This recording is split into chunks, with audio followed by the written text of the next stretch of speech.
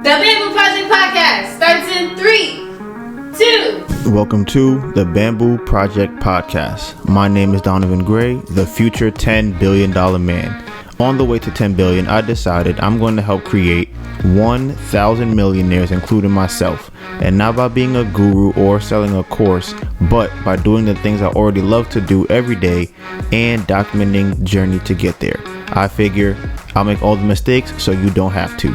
My name is Donovan Gray, and this is how I will turn my life into a living. I'd like to start off by giving a shout out to all the people rocking with us and supporting the channel. We really appreciate you. We are currently streaming on all major streaming platforms such as Apple Podcasts, Spotify, Google Podcasts, Anchor, you name it, we on it. And if we not on it, we about to be on it. For everyone listening to this podcast and not watching it, you can find us on YouTube at The Bamboo Project. We have over 380 videos on our channel. You want to learn real estate? We got that. You want cooking tutorials inspired by Dr. Sabi? We got that. Travel and lifestyle vlogs? Got it. You want makeup and hair growth tutorials? Got it. Basketball? Got it.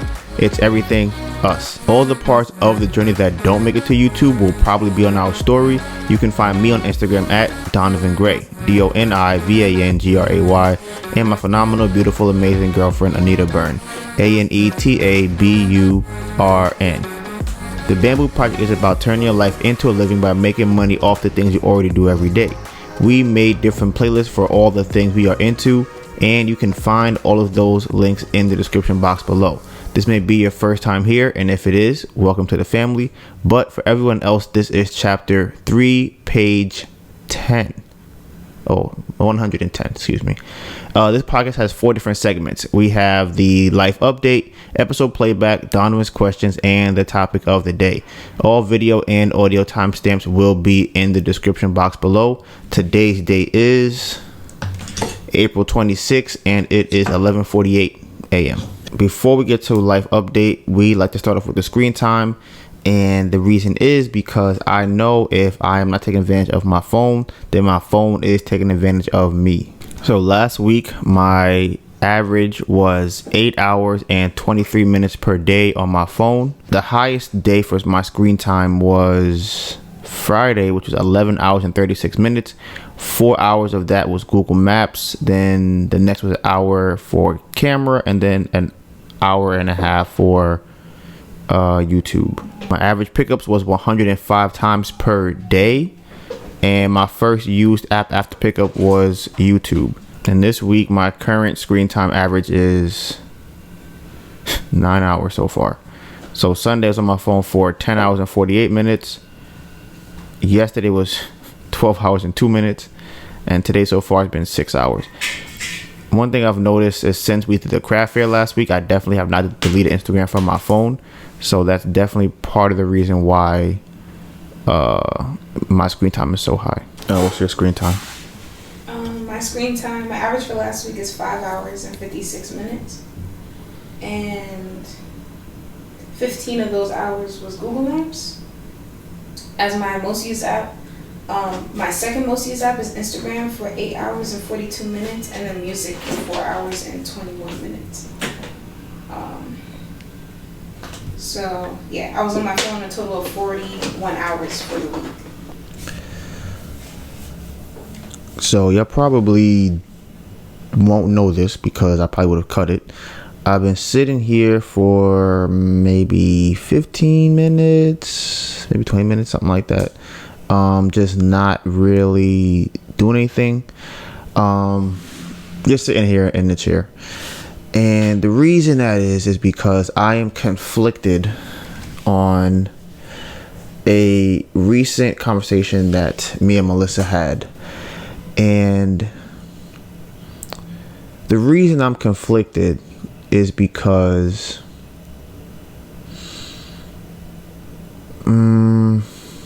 okay, I'll give you guys some context. So Melissa and I had a conversation yesterday, and in that conversation Melissa had expressed that she feels as though people think that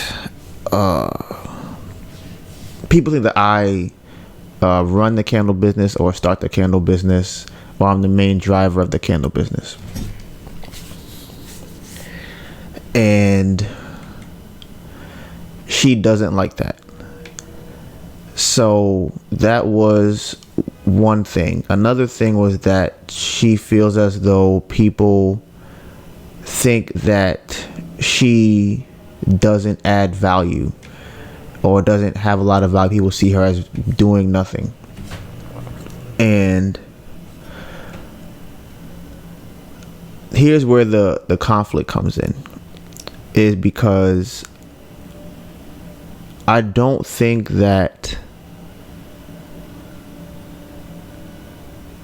is why she feels the way she does, as far as the reason that she gave me. And we had this conversation yesterday, and after kind of talking through it, it seemed a couple of things came up. One of them is that I don't think that she cares that people knows that the candles were her idea, that she started them, and that she came up with the branding and the name and the fragrances and everything else. I think what happened is that there were several instances where Melissa would be in the house doing candle things, whether it be preparing for a craft fair or making candles, wrapping the candles, things like that. And I would be laying in the bed. And from my perspective, it seemed as though that irritated her. So I don't think that her problem is necessarily with people not thinking that she leads on the candles. I think the problem with that is she feels as though I don't support her in the candles.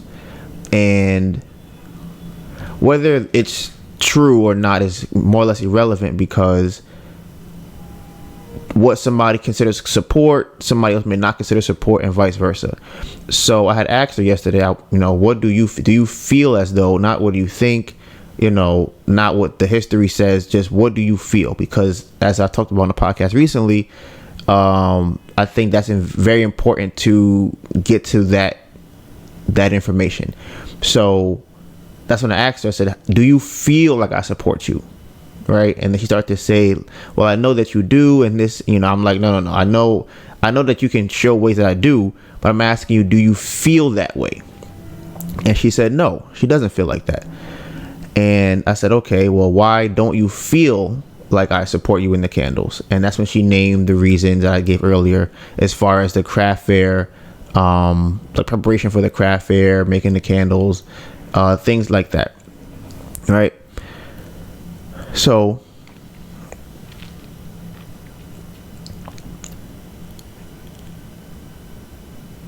more than once I'll be having a conversation and she will hear me say something in regard to the candles, and she'll feel as though I'm taking credit for something that I didn't do, and that I should say that she was the one that was the person in charge of whatever the thing might be, right?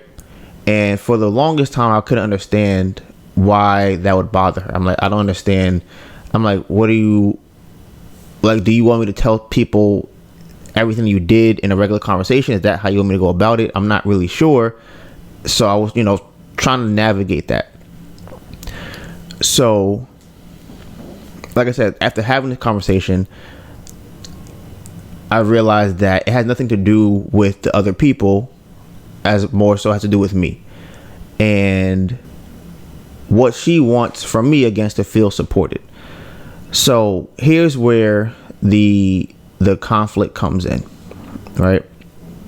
So the conflict for me comes in because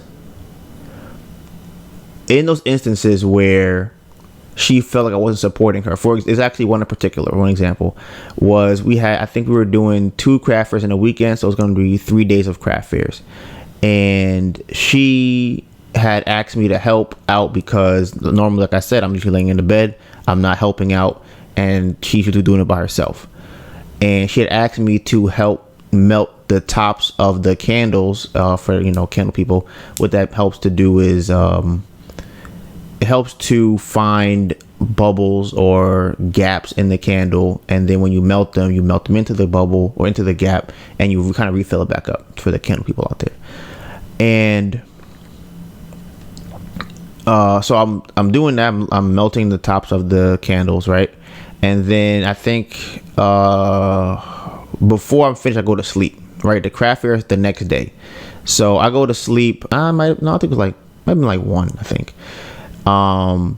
And Melissa was doing the larger candles. I was doing the smaller candles. So I went to sleep with the expectation of doing it in the morning. And Melissa ended up doing it herself.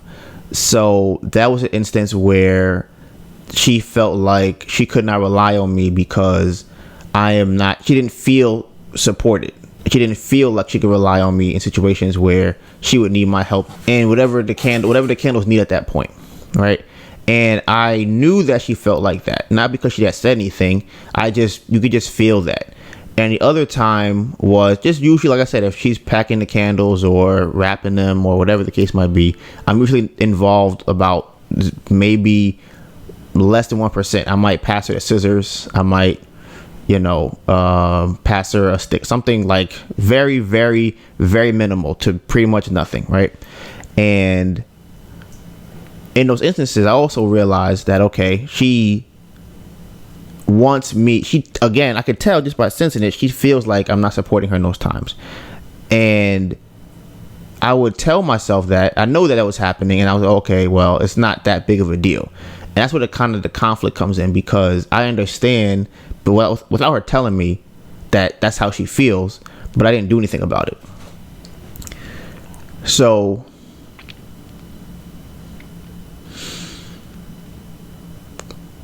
that is like I said, it's like a 3-part conversation of conflict.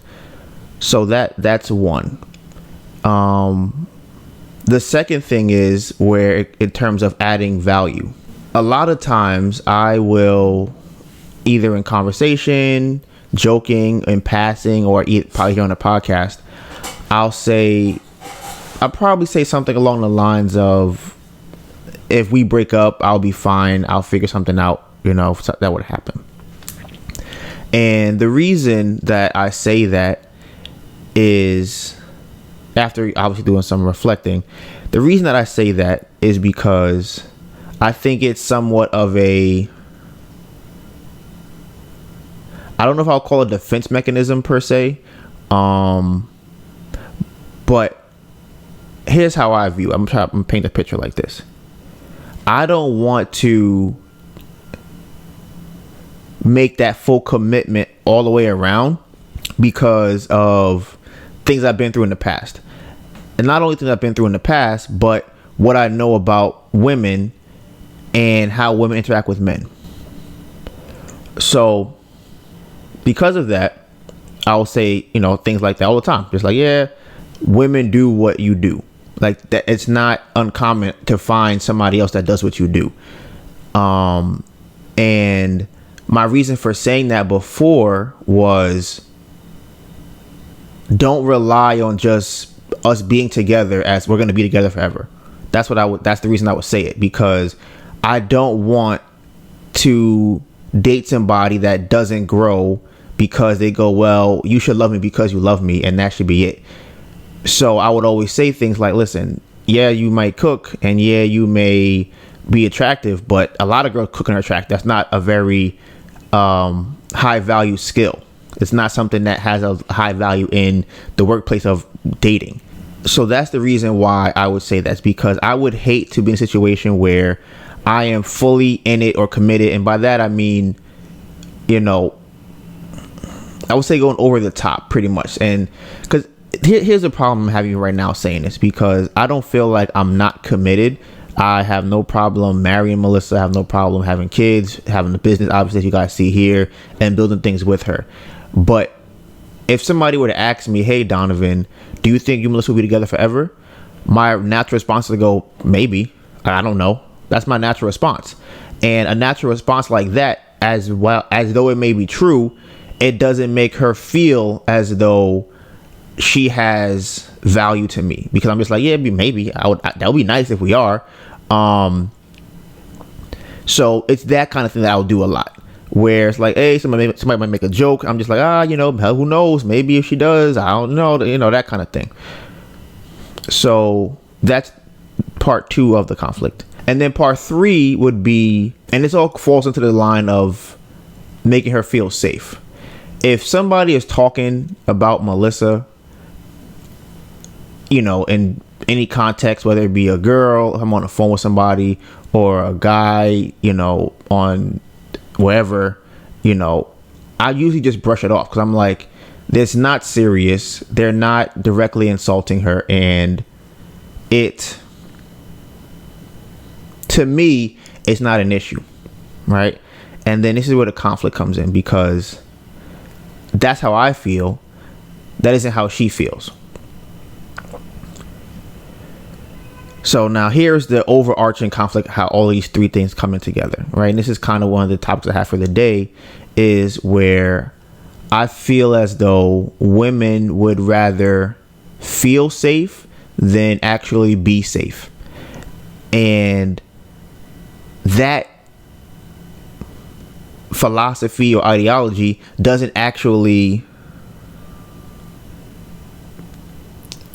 resonate with my core being, because I don't believe in posturing. I don't believe in people say the whole rah being loud thing, so you can appear as though you are strong or not scared of whatever the case might be. I don't really believe in that. However, I would bet this, that the majority of women will feel safer with a guy that is like that. And whether the guy can protect her or not, if he acts like he can, if he does all the posturing, the yelling, the quote macho man stuff, the woman will feel like, oh yeah, I feel safe with him. Again, whether it's true or not. And that's kind of how I approach my life, because I might talk about this before in the podcast, maybe last year, the year before that, where all the things that I feel like I lacked in a certain area, I would go and purposefully work on those things, right?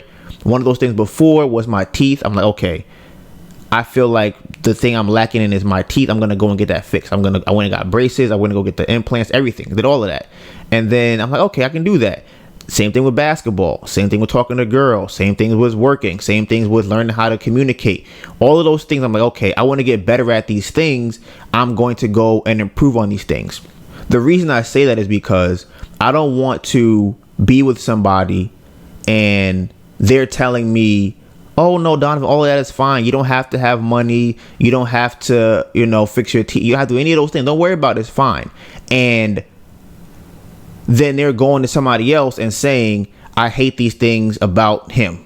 And I'm like, well, if that's the case, why not tell me those things and I can work on them, as opposed to you just, whenever we're around, you just act like it doesn't exist. And that's how I like to kind of approach everything, because then at that point I know that there will actually be no gaps. It won't be that people act like there are no gaps. I actually want there to be no gaps in my personality or my character or anything like that. So I actually go and try to make sure that those things are not there.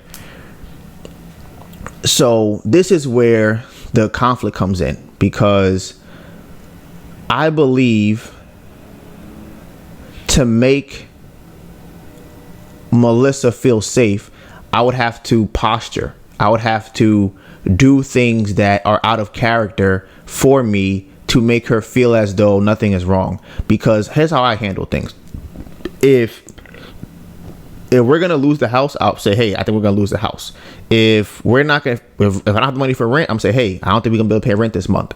I'm not going to sugarcoat it or act as though everything is fine, because there's a problem that needs to be solved. I would rather deal with feeling uncomfortable because I know I'm working towards the problem, as opposed to just pretend like there is no problem. Because another thing that I would hate is to tell Melissa we're going to be together forever, and then for some reason we break up, and then she says to me, but I thought you told me we're going to be together forever. So now my response to that has to be what? Well, I thought we was.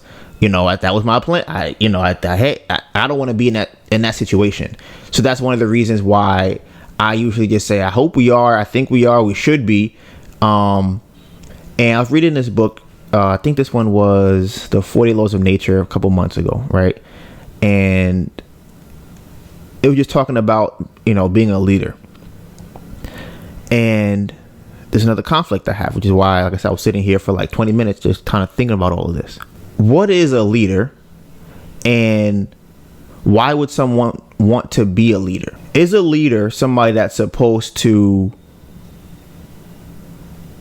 take on the stress of everyone else as well as themselves without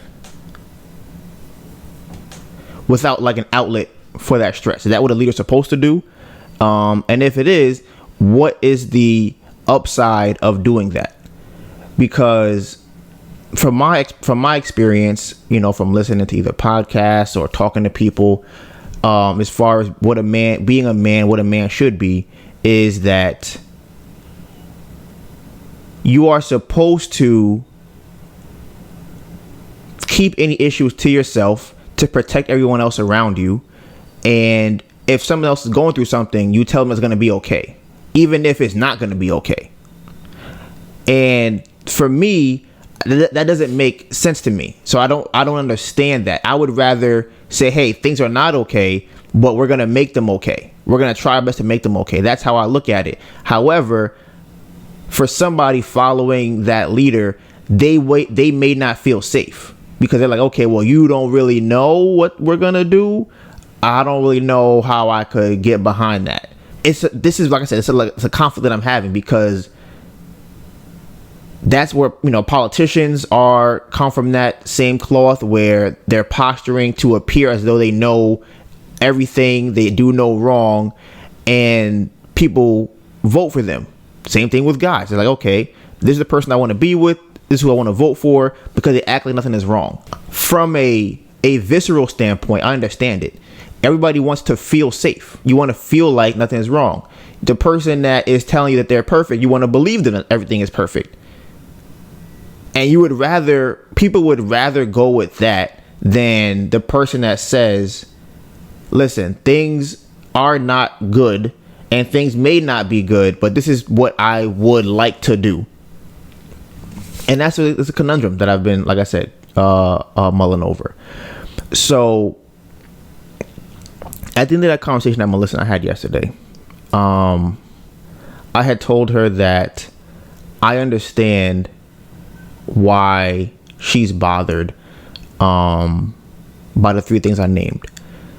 And I know that having her feel the support would then trickle down into her feeling as though I'm a part of making the candles. And then it's just another thing I almost forgot too, is because of how I look at business and wanted to expand to making $1 million, 100 million, $1 billion, 10 billion, she has said that she would feel as though if the candles were to get to that, people would see how big the candles grew, right? And I'm listening to her talk, and then she kind of has said that she would be dwarfed by that, and if I grew it to that, then what is her value at that point? She doesn't feel like, okay, well, if you grew the candles from 100,000 or let's say 50,000 a year to $1 million or 10 million a year, then what value do I still bring to the candles if you were the one that grew it to that? This is my interpretation of it, is that she would feel as though she would kind of like fall into the shadow, or into the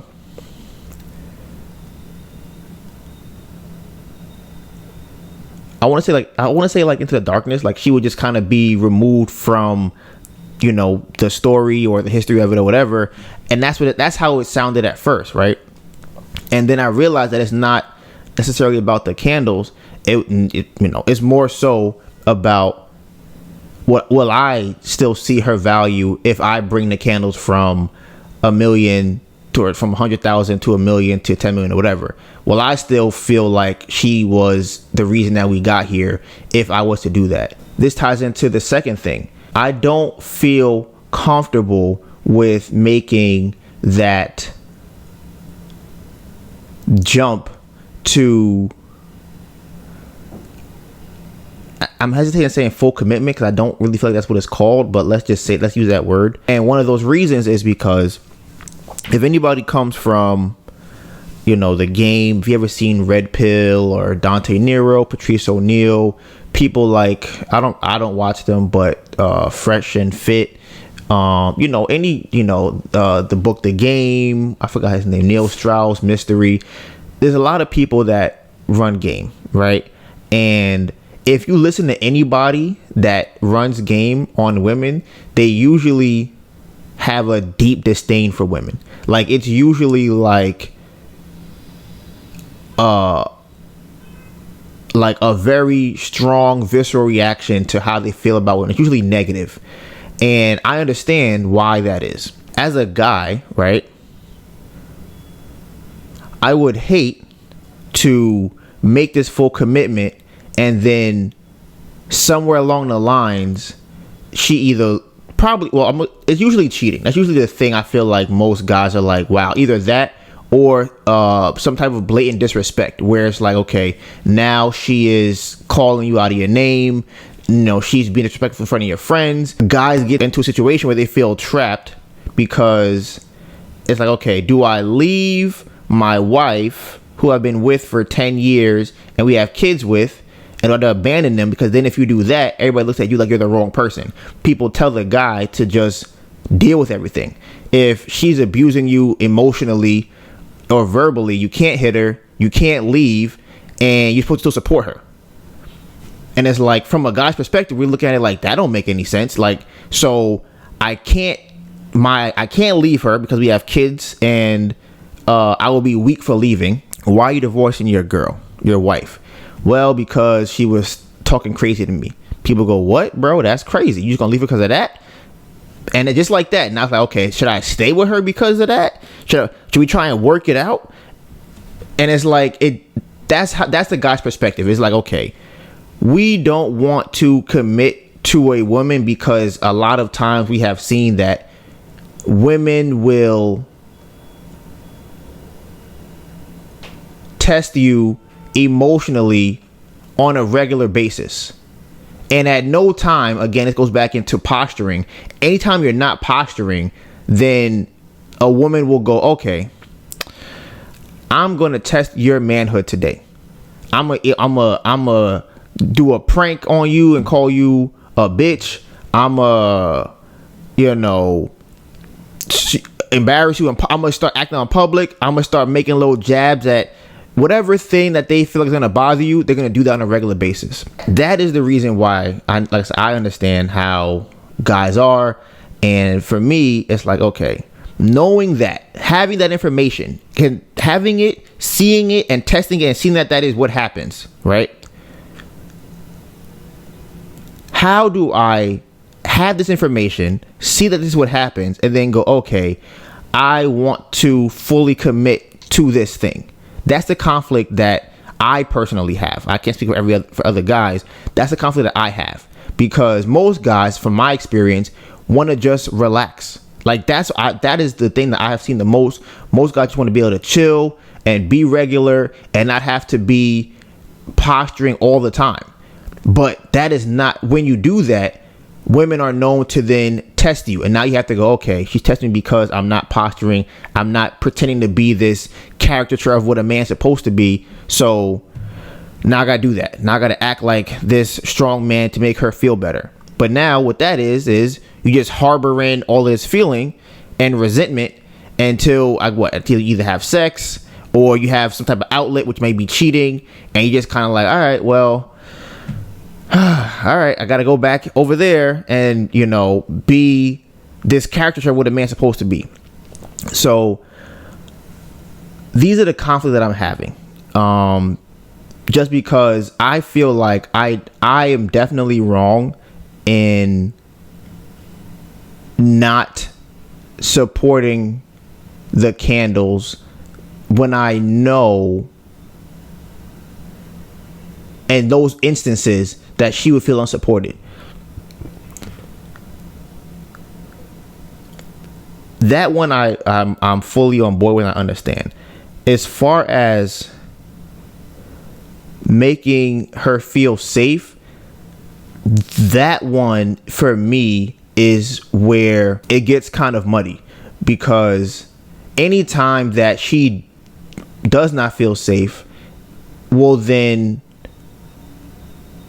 reflect back. It will then come back to me in some type of, whether, you know, some type of comment or stressful situation, whatever the situation might be, it'll come back. And that's how people end up in situations like Will Smith. Like, that's literally how that happens. Like, every guy knows what's probably happening behind closed doors with Will Smith. You're chilling, your girlfriend, your wife says something to you like, "Oh man, I can't believe you let Chris talk about me like that." Or, "Oh man, you know, Tupac wouldn't have did that." Or, "Oh man, a real man would never let a woman talk to her like that, as his wife like that." Right? And you're sitting there and you're like, okay, so like, you do it like we married. So like, do I get divorced because you're saying these things? Do I go to fuck somebody else because you're saying these things? Or do I have to go and beat this guy up because he's saying these things? Okay, so now I'm a go into this macho faith and go slap this guy because he made a joke about you. And like, I don't know if you guys have seen it, but for most women, they were like, "Yeah, that makes sense. Yeah, I understand why Will Smith did that." Every man was like, that's crazy. Like, that is not how that works. Things like that is just what fuels the conversation in my head of what constitutes making a woman feel safe, and to what degree is that my responsibility as the guy in a relationship. Because like I said, at what point is it, are jokes, if you feel uncomfortable by a joke, should I have to check somebody over a joke? If you feel as though, because here's how I look at it personally, if it's not a direct attack on you that is physical or blatantly disrespectful, where they're attacking you verbally, I'm like, hey, you have to figure out how to deal with that, because that's not something that, unless it's something that's really personal, that's not something that I feel as is a responsibility for the guy. However, once the woman feels unsafe, now you have to deal with repercussions of her feeling unsafe, which is usually some type of stressful situation for the guy. That's what I was thinking about for the first 20 minutes of the podcast, because I know that if I try and do the podcast without talking about what's on my mind, it takes away from whatever I'm talking about, because I either don't have the energy for it, or I'm only thinking about something else while I'm talking about the podcast. So do you want to make any comments about what I said? It sounds like to me that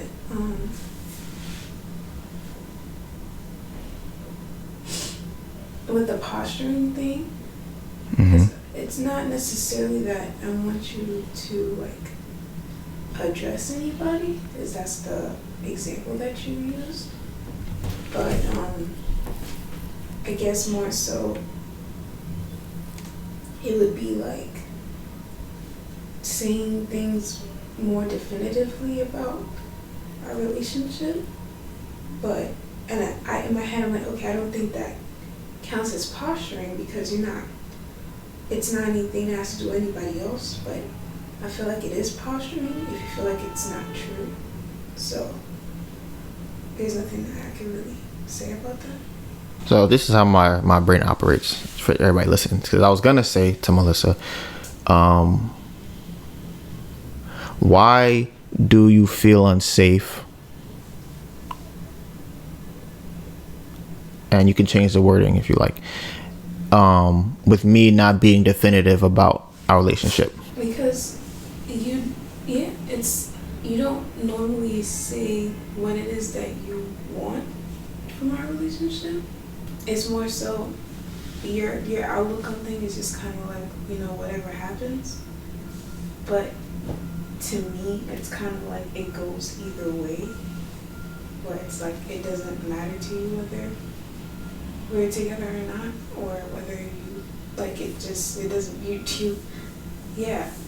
So in my head there's nothing stopping it from going the other way because I can't affect that. Which one do you think makes you feel more comfortable or safe? Me speaking definitively about our relationship, or buying a house, starting a business, moving in together, and kind of planning our future out? But you pretty much say none of those things matter. What do you mean? That's your thought process is it doesn't matter that we have all those things. It doesn't mean anything. Because if I leave or if you leave tomorrow, things will still be fine. So there's no weight on anything. You could still buy a house, start a business, and move in with somebody else. It doesn't really matter that much. Okay, so this is an assumption that I have, because earlier I said that I am not fully committed, and then I kind of was trying to figure out whether I was or whether I wasn't. And as Melissa's talking, I'm thinking about it. I think I am fully committed. I guess you can say fully then, right? I think I am very committed, but I'm not emotionally committed. And I think that is somehow the problem, because the reason I say that is, in my head, logically, everything I'm doing is showing that I want to build with you. And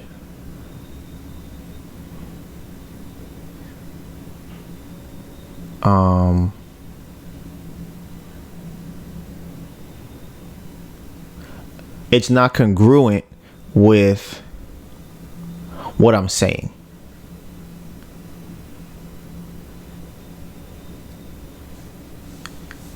And because emotionally, even as Melissa is saying what she's saying, I'm thinking, I don't feel us being together. Like, I don't feel it. I want it. I'm planning for it, but I don't feel that. And I think that's, so whenever we have those conversations and I'll say, like she just said, well, there's no weight on that because you know that you can buy a house with somebody else. You can start a business with somebody else. You can buy kittens with somebody else. So it's not really backed by anything. And I think what would be the backing would be the substance, which would be the emotion. So I think that's my assumption of what I think it is. And as far as committing to something emotionally, I don't really know how that works. Do you ever feel, let me ask you this question. Do you ever feel like I would make you look dumb? What do you mean? You got some hair on your foot. Over on the bottom. Okay. Do you ever feel like I could make you look dumb? How, like, that's... You do all the time. How to do all the time, Melissa? The Pop-Tarts. What pop? The phone call with the wax. Oh my goodness. It is too normal. Sure. If you got some more. Yeah, Instagram. My Instagram? What are you talking about? What? Oh, the old pictures? Is that you talking about? Is that you talking about? Okay. Well, I don't think those things make you look dumb. Oh, I'm sure you don't. See, that's what I'm saying. See. This is where the conflict comes in. Because, all right, so I'm gonna give y'all some context as to what Melissa's speaking about right now.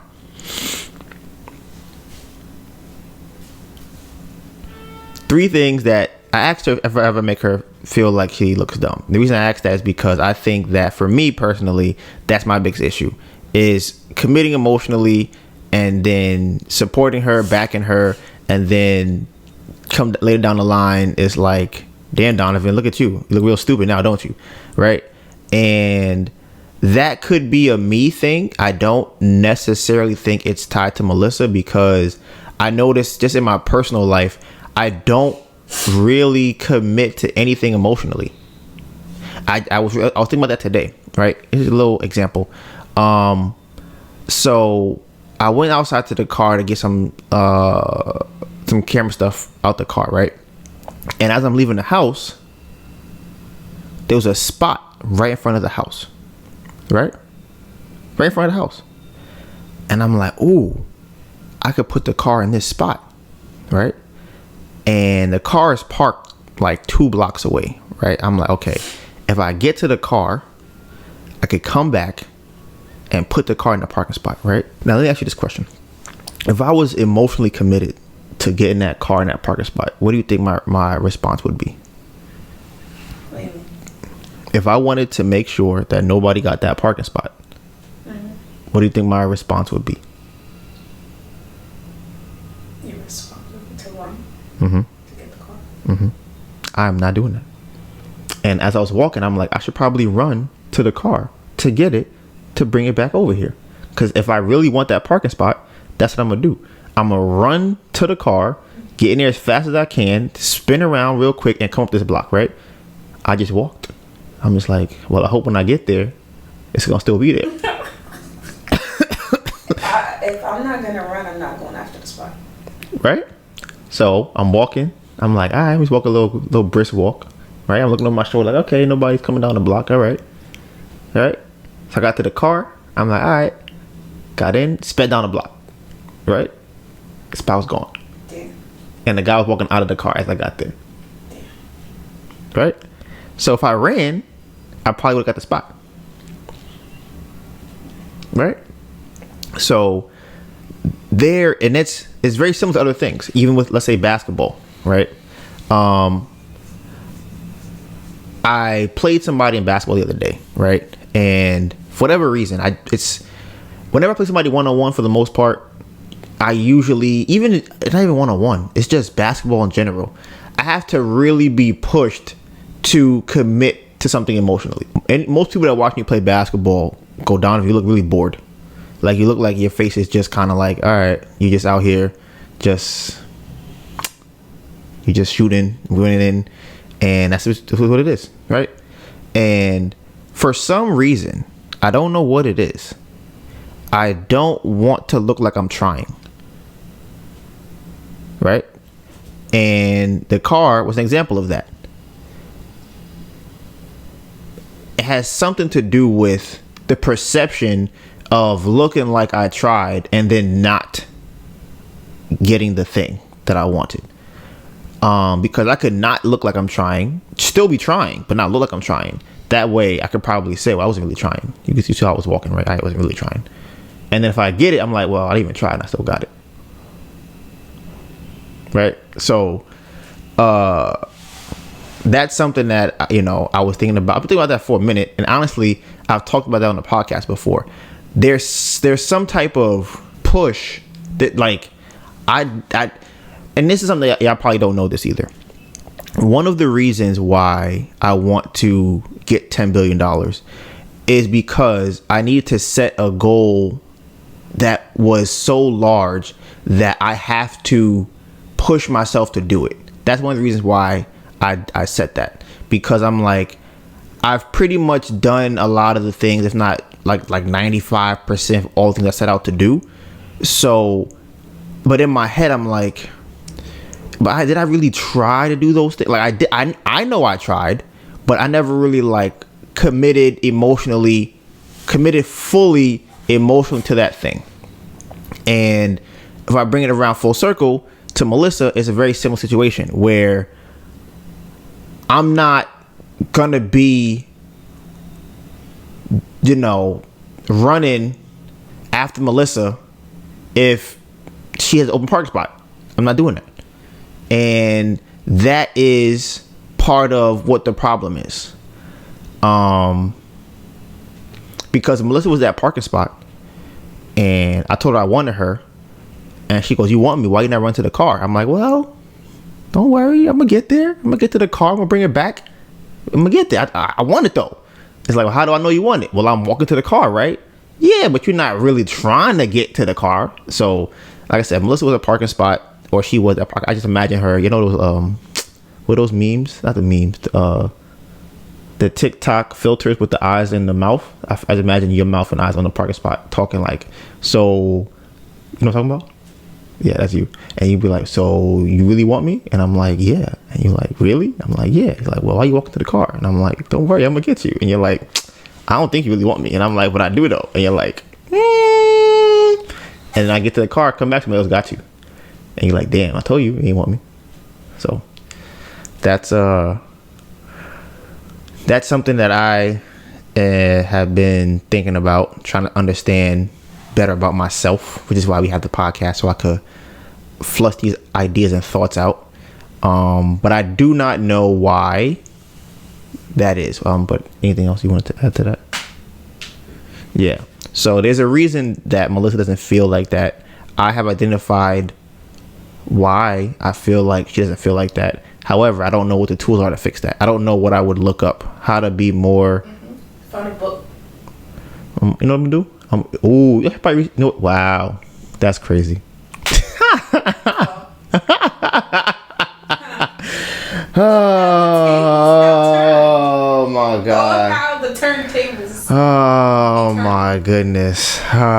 So the reason why I'm sighing, because I'm like, I don't even know what I would even read. Like, what do I Google? Like, how to be more emotional, or how to show more emotion, right? Because I looked at, they have books on that, and if they do, it's probably scientific. Which it's just, I think it's gonna lead me down the same path I'm on right now, which will be to logically explain my emotion, which is what I'm doing. Like, "Hey, Melissa, don't you see that I'm doing A, B, C, and D? That means that But the books that I think would probably help me to be more emotional would be more fiction books, is what I would say. I think that, which I'm not opposed to reading fiction books. I used to read them all the time. Goosebumps, Animorphs, okay? Manga, anime, all that stuff.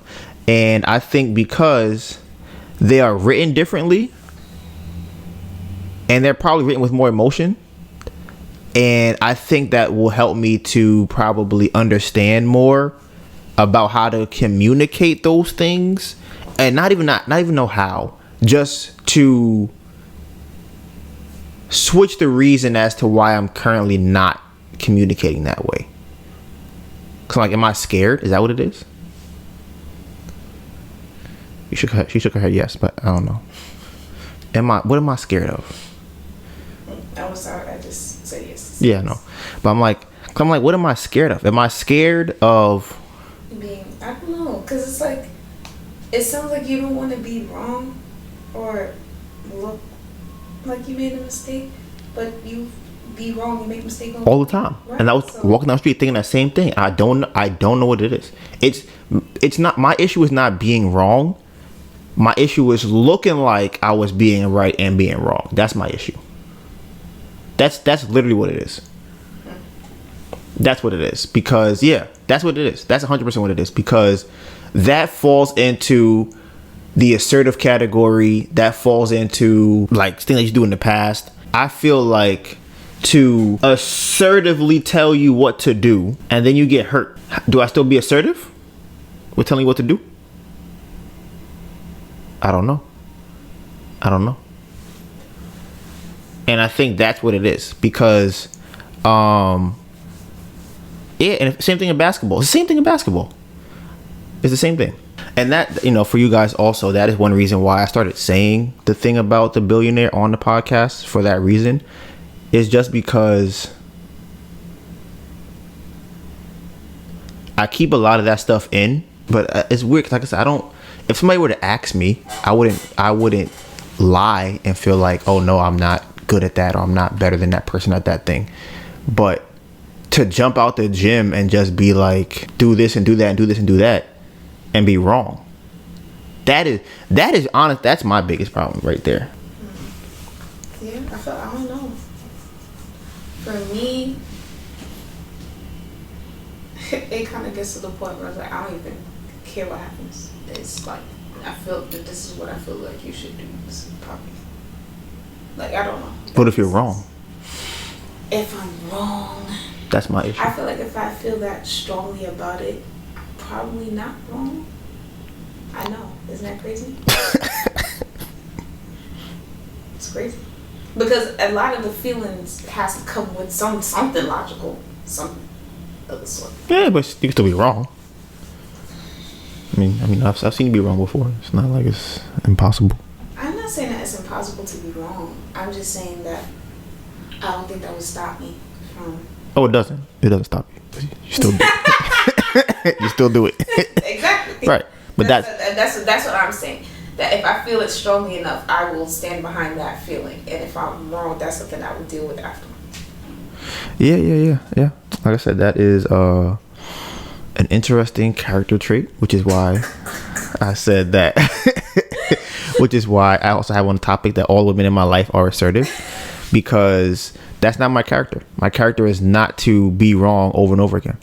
Well, we not listen. The bells strike twice. You know. Bell strike twice. What does that mean? Oh, you talking about the clock? Bruh. See, they're strong and wrong. That's what I'm saying. And I'm like I said, that something strikes the bell. So that's what. Right. Bells be striking clocks twice at 4 a.m. and 2 a.m. Right. So, like I said, and it's weird because, I mean, that's the thing. I can do it, but that's not my being. I would much rather like to analyze a situation. It's kind of like if I'm wrong, I'll try to be right next time. I hear you. What if you're just wrong again? Just wrong again? How many times? If I'm wrong that many times, I probably won't listen to my intuition anymore. But that's what I'm saying. That's what I'm wondering. That's what I was thinking about too. Is it because I've been wrong a lot? But I don't think I've been wrong a lot though. I've been right a lot of times. I think you just don't definitively be saying things. Right. Because that means you have to back your decision. And if it goes wrong, I guess it just double backs on you being wrong. Okay, so I think assertive people just be saying things to say things because I think there's no logic behind it. What are you saying? They just feel it and go with that. Go, damn, that's crazy. All right, let's try again. See, what would make? Can I give Melissa a formula that would make you feel safe? Bruh, you don't even say that shit privately to me. Like, what you mean? Because this is the same reason. Because, and this is what I said earlier too. If we break up and you come to me and you go, Donovan, you told me. How about that? I won't say that. You're not gonna, but you are. Tell you. Because you know what's gonna happen? And 20 you be like, damn, I told you I wasn't gonna say it, but I did. My bad. That's what's gonna happen. You're like, oops. I know I wasn't gonna do that, but yeah, it's your fault. What? Right. That's what's gonna happen. That's what happened. 100%. 100% what happened. But you told me you wasn't gonna do that. Well, you know. My bad. I think that's how I operate. Sorry. Is that how I operate? I don't think so. Yes. I don't agree with that. I know. Let's find a parking spot. Let's let's analyze this and then. Nah. I was wrong. Listen, like I said, that is something. There is something there. So. So does that mean you're about to tell the whole wide world that you love me and come in? What was the other one? The last part? People, man. No, I'm not telling you that. I gotta write a formula for that first. As to how that would work. So yeah, this podcast. Let me see. I got some life update stuff. Just I guess 2 things. We went to Philly, and bruh, they put the wrong tiles in the bathroom, bro. The whole bathroom wall had the wrong tiles, and we bought tiles for the bathroom, and I called him and he's like, well, we didn't have enough. I'm like, bro, you have 8 other boxes sitting right here. He's like, what you want me to do? I'm like, take the other ones off the wall. Like, we don't want those on the wall. Like, they have the Subway tiles. You can look them up. We actually got Carrera, I think it's white polished or matte polished tiles.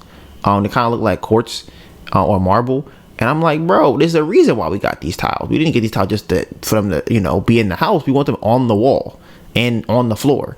So that was kind of like, bruh. And then we also got the doors are put in. So that's great. We have these pocket doors, which is fire. Pocket doors are amazing. We're going to go to Philadelphia on Thursday, and we're going to pick up the cabinets, hopefully, because we went there last week. And when we were there, they were saying pretty much that they have like 90% of the items in the store. So we can actually just buy them in the store and bring them to the house. The other ones, we probably have to drive around and find them, but that's pretty much what we're looking at for right now. So I said, that's something I'm super excited for. And then, because like I said, we have that. When we were there was a guy doing the basement. So the basement is getting tiled. We were actually also able to raise another $30,000. So I'm hoping that that's enough to finish everything. We were talking about it for a while. That is what our family able to help us out with. We were calling all of our families, calling everybody, and that came in handy. So, what's next we have to do? So we'll buy the stuff from Lowe's and then buy some stuff online. And I said, hopefully we're gonna be done very, very soon. I don't really know what comes after kitchens and bathroom type stuff. Yeah, I don't really know what comes after the kitchens and bathrooms. I think they're gonna do the exterior. Before, we talked about making it white, but we decided to go with just brick. So just kind of take off the paint that's there and just have it be the brick. I like that idea because I feel like it's cheaper and it still looks nice. And when the area becomes more renovated or more whatever, gentrified, it'll look good. So the craft fair last week, we tried something new on the Sunday. We did like a raffle. And it was fun. We didn't make a lot of money that day because we were just focusing solely on that. For the whole day, we made like $120. But on Sunday, we made $640, which has been our goal. So we're kind of playing around because we're building out the Instagram and trying to, we're building more followers and things like that. So we are actually considering doing like a raffle every week for anybody that has followed the Instagram, MBURCANDLE. So we're thinking about doing that. Like everybody that's follow, every week we might do like a raffle giveaway type of thing. So that'd be kind of fun.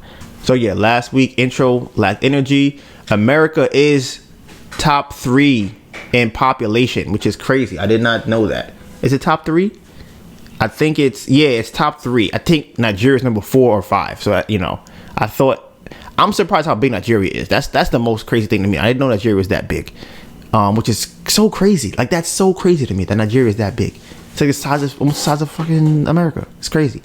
That shit just blows my mind. Last week I said that I think America isn't even top 10 or something like that. They're definitely number 3 behind India and China.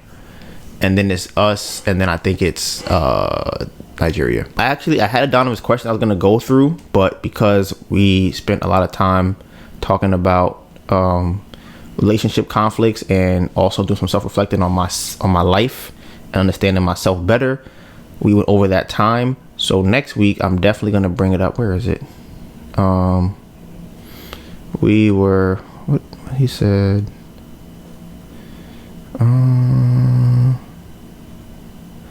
it's Winston, All Things Electrical on YouTube.